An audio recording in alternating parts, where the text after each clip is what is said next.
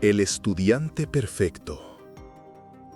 El lunes por la noche, cuando el campus de la Universidad de Chicago se vaciaba y el viento del lago arrastraba trozos de hojas amarillas contra la fachada de vidrio del edificio de psicología, la profesora Rachel Moran se quedó sola en su despacho. La lámpara sobre el escritorio proyectaba un halo suave de luz, enmarcando una pila de ensayos estudiantiles ordenadamente apilados junto a una taza de café frío. Estaba corrigiendo la tarea final del curso Psicología de la Empatía. La consigna era sencilla. Describe cómo reconoces las emociones ajenas. ¿Cuándo te has equivocado? ¿Cuándo no? La mayoría de los textos eran superficiales. Hablaban de gestos, tonos de voz, señales no verbales. Uno solo desentonaba. No por el estilo, casi impersonal, seco. ¿Pero el contenido? Cuando Jenna calla en grupo, no es timidez. Es una forma de ser escuchada. Espera que alguien note su silencio. Y si te acercas a ella a solas, te contará el sueño con la escalera que se interrumpe. Tiene miedo de ser la sombra de su hermana, pero nunca lo dice. Rachel dejó el papel a un lado. El nombre Jenna le sonaba. Una estudiante que había venido a pedirle consejo la semana pasada. Callada, tensa, con la mirada baja. Hablaba de sueños, de escaleras y, sí, de una hermana mayor que siempre fue mejor.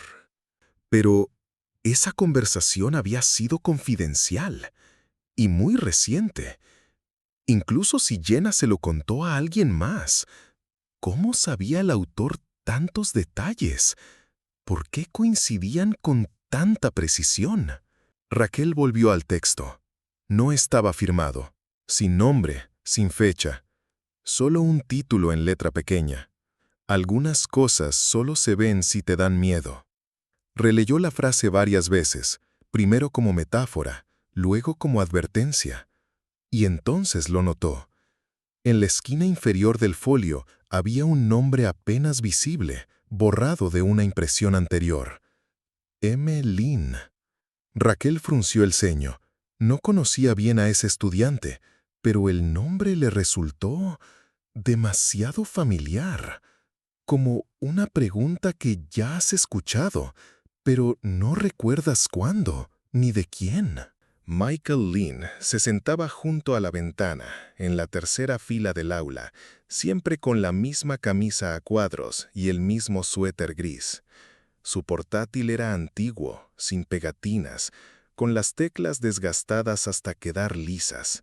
No hacía preguntas, no reía con los chistes, no llegaba tarde, ni tomaba la palabra. Era el estudiante perfecto, tan perfecto que Rachel empezó a notarlo. Entre el resto, brillantes, ruidosos, a veces irritantemente seguros de sí mismos, él desaparecía. No literalmente, pero como desaparecen los figurantes en una multitud. Sabes que están ahí, pero no recuerdas ni una cara.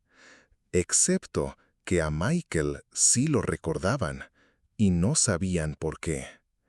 Entregaba los trabajos una semana antes de la fecha límite, nunca faltaba a clase, y siempre elegía temas que tocaban un punto sensible en otros estudiantes, como si supiera de forma intuitiva por lo que estaba pasando cada uno. Cuando Kevin atravesaba una ruptura difícil, Michael entregaba un trabajo sobre la ilusión constructiva de la reciprocidad. Cuando el abuelo de Tara moría, escribía sobre el papel de la pérdida repentina en la formación de la identidad adulta, como si todo ya lo supiera. Al principio, Rachel lo atribuía a coincidencias, luego a sensibilidad social, pero con el tiempo empezó a incomodarle. Un día escuchó a Jenna susurrarle a una amiga: «Él lo sabe, no sé cómo, pero siempre lo sabe». Michael permanecía en silencio, incluso cuando lo decían delante de él. En la siguiente clase entregó un ensayo titulado La invisibilidad como forma de protección. Rachel no sabía cómo reaccionar. No había acusaciones ni quejas, solo observación, fría, precisa, como si no sintiera, solo registrara, como un sensor conectado a las emociones ajenas. Fue en ese momento cuando se preguntó por primera vez, ¿de dónde saca todo esto? Y, no menos importante, ¿para qué? Al principio, todo parecía una serie de extrañas coincidencias. Michael entregaba ensayos que describían emociones y comportamientos de estudiantes y, pocos días después, sucedía algo que los confirmaba. Uno o dos casos, y Rachel no habría prestado atención. Pero eran más. Escribió sobre la fachada de valentía como defensa ante el pánico, y un estudiante llamado Lee abandonó de repente sus estudios, alegando un trastorno de ansiedad que nadie conocía. Una semana después, entregó un trabajo titulado Anestesia emocional, cuando sientes demasiado como para sentir una sola cosa. 3 días más tarde, Tara, una estudiante callada del fondo, fue hospitalizada con diagnóstico de episodio depresivo.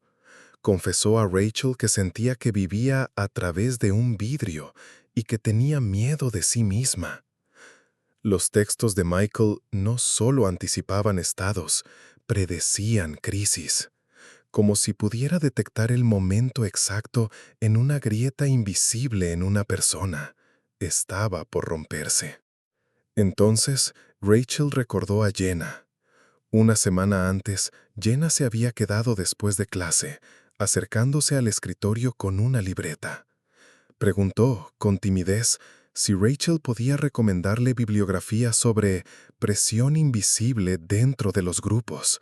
¿Psicología del conformismo?, preguntó Rachel. Más bien, ¿cómo pierdes la voz, incluso cuando eliges callar?, dijo Jenna, bajando la mirada como si se arrepintiera de haber hablado. Parecía agotada, pero se esforzaba por no mostrarlo. Rachel pensó entonces, tiene un recurso interior. Se equivocó. Más tarde, al leer el ensayo de Michael que describía la resistencia silenciosa, las escaleras en sueños y el miedo a ser sombra, comprendió. No era una abstracción. Rachel decidió hablar con él. Las preguntas eran simples. ¿Cómo elegía los temas? ¿De dónde salían las ideas? Michael respondió sin parpadear.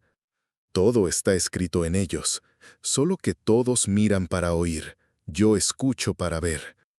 No sonó poético, sonó inquietante. Más tarde, supo que Michael se acercaba a los estudiantes, en silencio, sin llamar la atención, no como un amigo, más bien como un observador.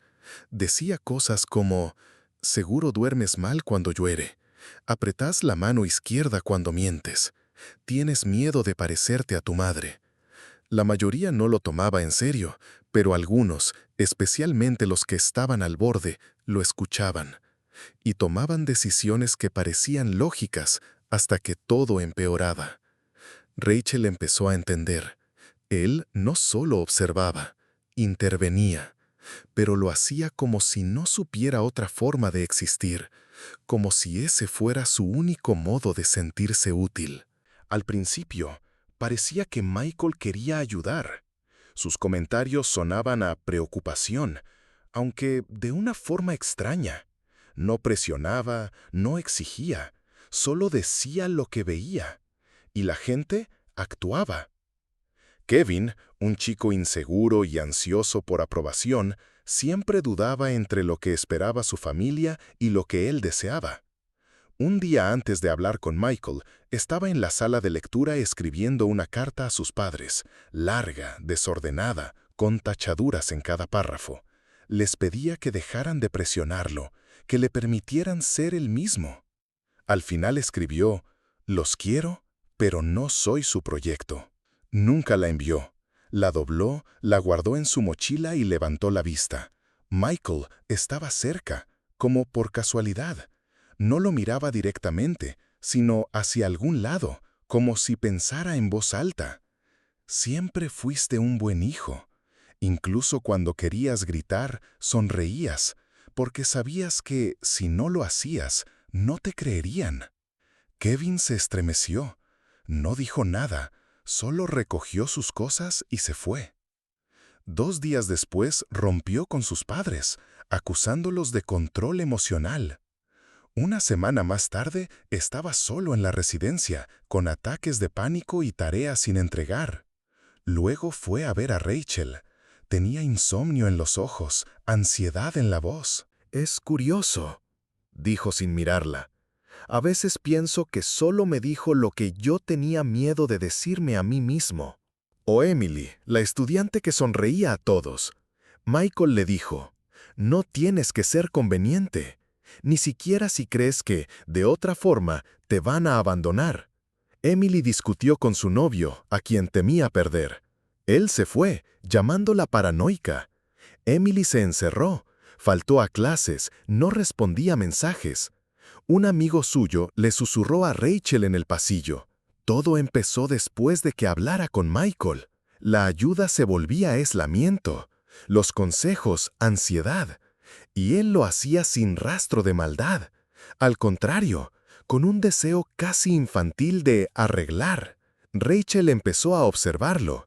Notó que Michael nunca se interesaba por los logros de los estudiantes. Solo veía grietas, como si ajustara su atención no a las personas, sino a los fallos potenciales de su sistema. Y siempre aparecía cuando ese sistema estaba a punto de romperse. Él decía, solo les doy lo que yo habría querido escuchar. Y ahí estaba la tragedia. Su ayuda no era empatía, sino un espejo, una proyección del dolor ajeno a través del propio. La pregunta ya no era cómo lo hacía, sino ¿por qué no podía parar? Rachel entendió. Michael no intervenía en las vidas ajenas. Estaba intentando revivir la suya, una y otra vez, a través de las heridas de otros. Lo invitó a su despacho después de clase, sin formalidades, solo para hablar. Michael entró en silencio, sin preguntas, y se sentó en el borde de la silla, como si esperara un interrogatorio. Las manos sobre las rodillas, las palmas hacia abajo, la espalda recta. No desviaba la mirada, pero tampoco la sostenía. Sus ojos parecían atravesar los objetos. Rachel empezó con suavidad. Michael, he notado que tocas temas muy personales en tus trabajos, a veces con demasiada precisión. ¿Es intuición o hablas con alguien? Él se encogió de hombros, casi imperceptiblemente. Luego exhaló. No siempre lo esconden. Solo nadie quiere mirar ahí. No sé por qué yo sí puedo. ¿Y tú, miras? Asintió. No puedo no mirar. Silencio. Rachel sentía cómo se mezclaban la compasión y la inquietud. Pero, Michael, después de tus conversaciones con otros estudiantes, escogía las palabras con cuidado. Muchos empiezan a tomar decisiones drásticas, a veces destructivas. ¿No temes estar causando daño? Él levantó la mirada. No había agresión, solo agotamiento. Tengo miedo, siempre. Pero si no lo digo, es peor. Si lo digo, también es peor. No sé qué es lo correcto. Entonces, ¿por qué lo haces? Vaciló. Los labios temblaron. La mirada volvió a bajar. No sé. Callar. Cuando veo. A mí nunca me lo dijeron. No era solo una respuesta. Era una confesión. Esa noche, Rachel hizo una solicitud al archivo de la universidad.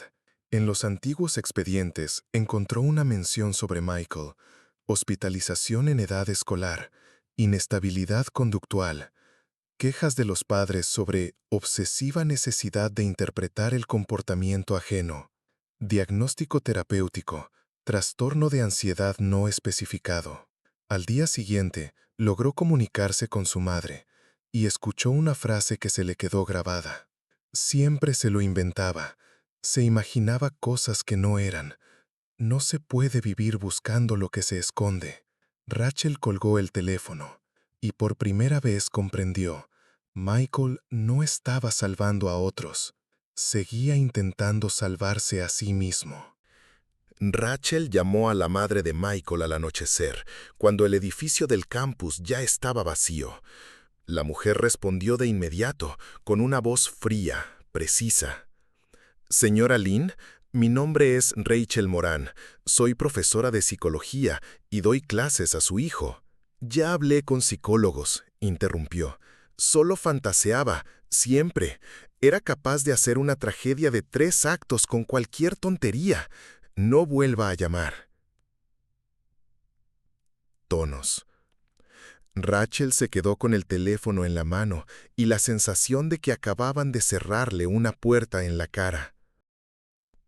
A la mañana siguiente, revisó el archivo del servicio psicológico de la universidad.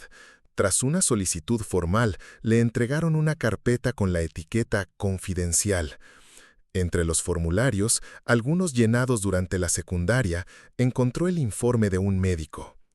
Observación excesiva, patrón conductual orientado al control constante del estado emocional de los adultos. Reacciones emocionales excesivamente diferenciadas generan una falsa convicción de que detrás de cada acción ajena hay un significado verdadero. Se recomienda terapia enfocada en restaurar límites personales y confianza en la propia percepción de la realidad. Ese mismo día, mientras revisaba trabajos antiguos de estudiantes, encontró un borrador de Michael. La caligrafía era desigual, como si no lo hubiera escrito para ser evaluado. Cuando eres niño, aprendes a sentir lo que no te dicen, para saber cuándo tienes que callar, cuándo desaparecer. 2 días después, Rachel volvió a llamar. Esta vez, la madre de Michael respondió tras el 4.º tono. Su voz había cambiado, cansada, serena. «Perdón por ser brusca la última vez», dijo. «Es solo que estoy agotada de todo esto, de cómo la gente intenta convertirlo en un enigma». Rachel guardó silencio. «Siempre fue extrañamente atento», continuó ella, como si no solo escuchara, sino que descifrara, incluso de niño. Le dices, «Estoy cansada», y te pregunta, «¿Por qué estás enojada?». Eso asusta, sobre todo viniendo de un niño. Intentamos que fuera normal. Le enseñamos a no meterse en lo que no le importaba. Se volvió callado. Quería agradar. Pero a veces estallaba, como si te estuviera escaneando emocionalmente por dentro. Era insoportable. A veces pensaba, su voz se hizo más tenue, que él no vivía para sí, sino para que los demás sintieran lo correcto, como si fuera responsable del estado de ánimo de todos, incluso del mío. Después de la llamada, Rachel se quedó largo rato en el despacho. Fuera, la nieve caía en silencio, lenta, persistente, como los pensamientos que no se quieren ir. Comprendió lo esencial.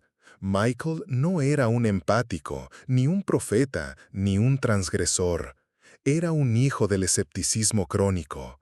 Creció en un entorno donde los sentimientos eran negados, donde las emociones había que adivinarlas, porque se les negaba existencia. Su hipersensibilidad no era un don, era un mecanismo de supervivencia. Aprendió a leer micromovimientos, pausas, temblores en las pestañas, porque sólo así entendía si su casa era segura. Y ahora hacía lo mismo en la universidad. Intentaba arreglar las historias ajenas, como no pudo arreglar la suya. Pero no sabía dónde terminaba él y comenzaba otra persona. Rachel entendió. Para ayudar a Michael no había que enseñarle a sentir, sino a detenerse. En primavera, cuando el campus se llenó de flores, los estudiantes corrían hacia los exámenes finales y en el tablón de anuncios aparecían nuevos afiches, pasantías, grupos de investigación, proyectos de verano. Rachel escribió una carta personal, no una evaluación formal ni una recomendación académica, sino una invitación silenciosa y profundamente honesta. Michael, si quieres trabajar como asistente en el grupo de investigación de verano, te necesitamos. No como espejo ni como escáner, como participante. Vamos a estudiar mecanismos psicológicos de anticipación conductual. Tu capacidad de observación no es un diagnóstico, es un don que puede aprender a domarse. Pero la participación incluye sesiones obligatorias con un tutor. No tienes que ser perfecto, pero sí honesto. R.M. Michael no respondió de inmediato. Una semana después apareció en el despacho. Mismo suéter, misma contención, pero su mirada era distinta, no penetrante, sino buscadora. No estoy seguro de poder callar, dijo, bajando la vista, pero tal vez pueda al menos no apresurarme. Ella sonrió. Eso bastaba. Parque de verano. Michael está sentado en un banco, con una libreta en las manos. Las páginas en blanco. La gente pasa. Alguien discute por teléfono, alguien ríe, alguien llora con la cara en la manga. No analiza, solo observa. Por primera vez, sin intención. A unos metros, un adolescente discute con sus padres. Las palabras son tensas, la voz se quiebra. Michael se tensa, casi se inclina hacia adelante, casi se levanta y se queda quieto. Todavía veía el dolor, pero por primera vez le permitió ser ajeno. A su lado, un niño se sienta en el banco. Comienza a dibujar con rotulador sobre un trozo de periódico. El dibujo, caótico, pero vivo. Michael lo observa. No interviene, no ofrece corregirlo. Por primera vez, no intenta comprender, solo está presente. El viento pasa las páginas, no las detiene, solo las deja volar. Tal vez eso sea el comienzo. Simplemente no salvar.